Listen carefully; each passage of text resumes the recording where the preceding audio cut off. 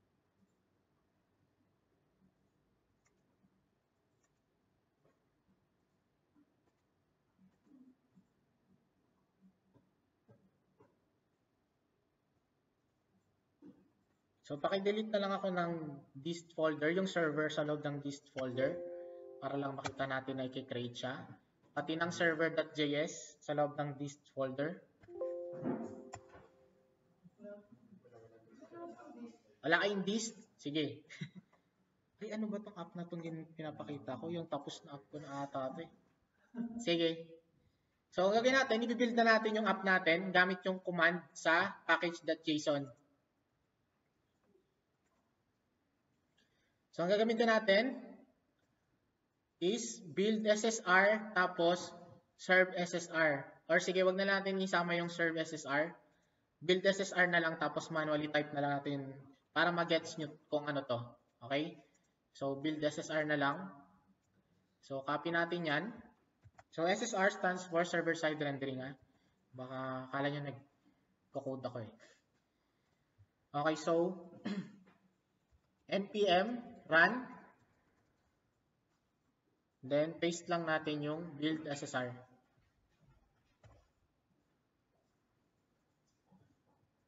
So, medyo matagal yan. Pwede tayong sumayaw muna.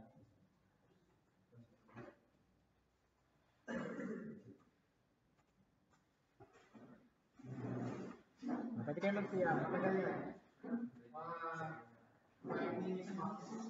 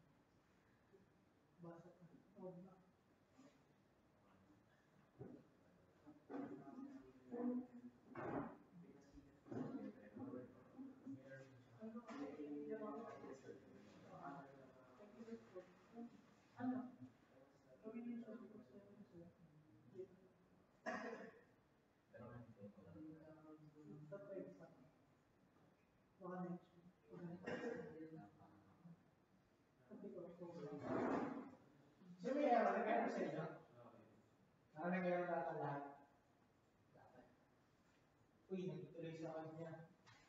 Ano ba pinagawa niyo?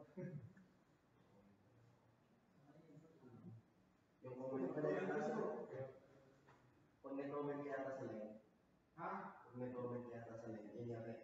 Saan ka nag-comment? Dito sa baba. Kanina kasi nag-comment ako. Ay, bawal mag-comment sa config ha? Nag-comment kasi ako sa config eh.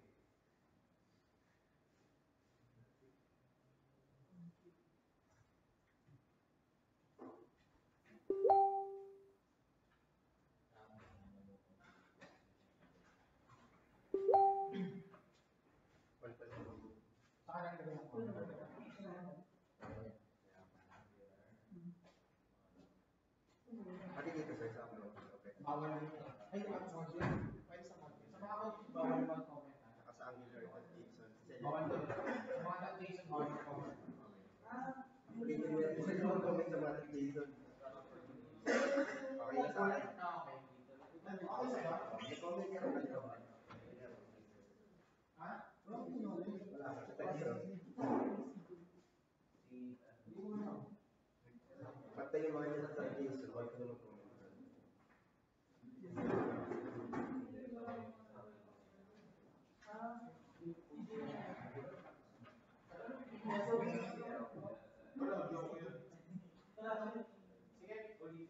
Wala pa ngayon, guys. Wala pa sa inyo yung webpack server.config na sinabi ko kanina. Wala to sa inyo? Sino yung wala nitong webpack? Wala. Ikaw, wala. Wala. Wala nito? Kaya pala nag-error. So, alam nyo na, you know the drill. Punta sa Discord.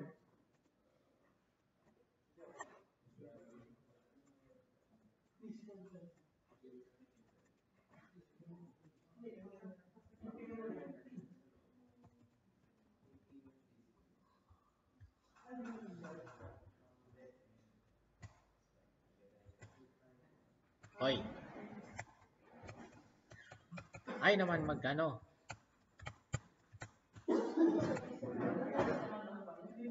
Yan. Paki-copy nung code.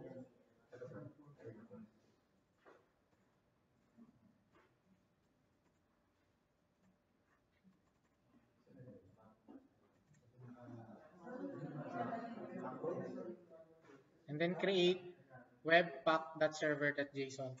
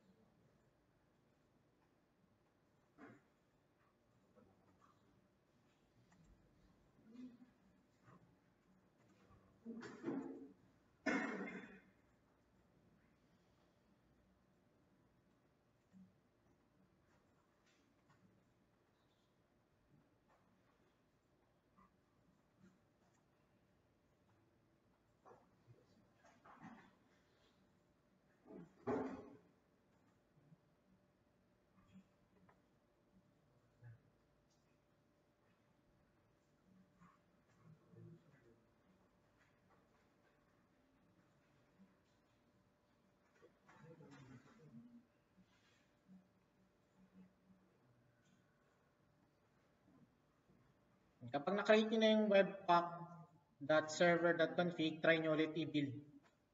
Try nyo rin yung build. Okay? So ako pala mag-build din. Okay na pala yung build ko. So habang inaantay natin yung build nyo,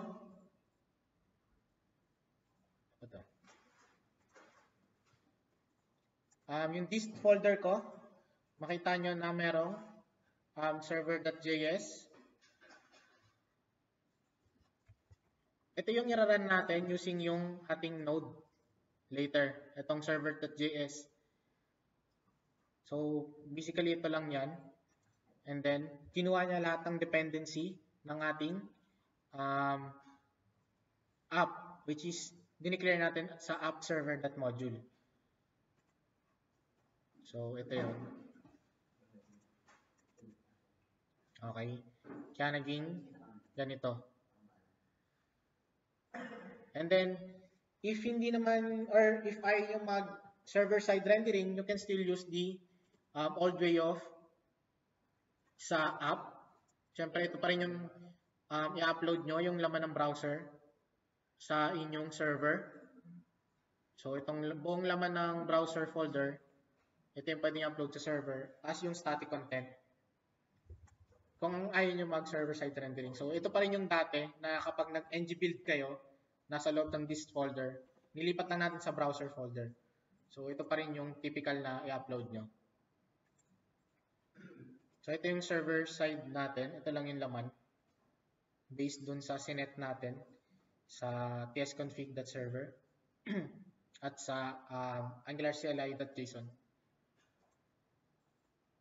So, yung main.bundle natin walang hash. Compared dito sa browser na may mga naka-hash lahat for caching.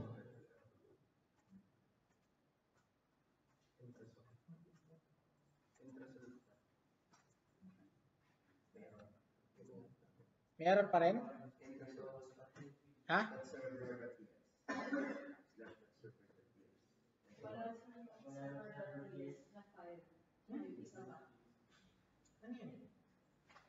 Ano yun ako? Malawag yun. Hindi alam, hindi na ang gagawin. Okay, so wala rin yun. Nag-enjoy ba kayo sa pag-copy paste? Na-explain ko naman guys, huwag na kayo magtampo.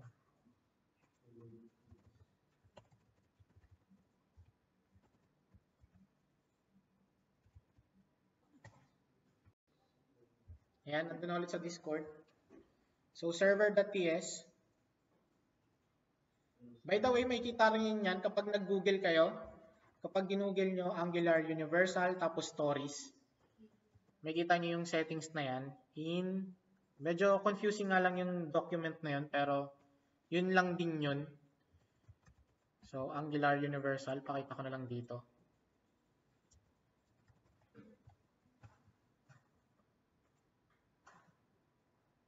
So, ito yung mas updated na document ng Angular Universal Integration.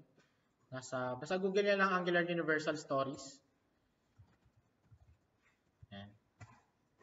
So, yung first na lalabas. So, follow nyo lang yung instruction na to. Pero same na rin yan sa ginagawa natin ngayon. So, nandito lang, nag-start lang sila sa pag-install ng mga dependency. Which is naka-install na dun kasi sa app na binigay ko sa inyo. So, yan.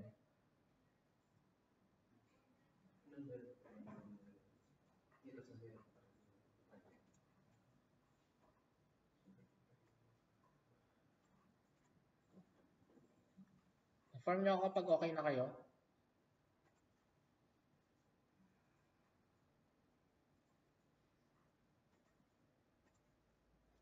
Sige, so habang inaantay ko kayo, ito try ko i-run yung app ko. So, paano natin i-run yung app? So, i-run lang natin yung itong server.js na to using Node. So, Node, wait lang. Node dist/server.js. So, pag hindi pa tapos mag-compile sa inyo, huwag nyo muna ito type ha. O, di ba may error?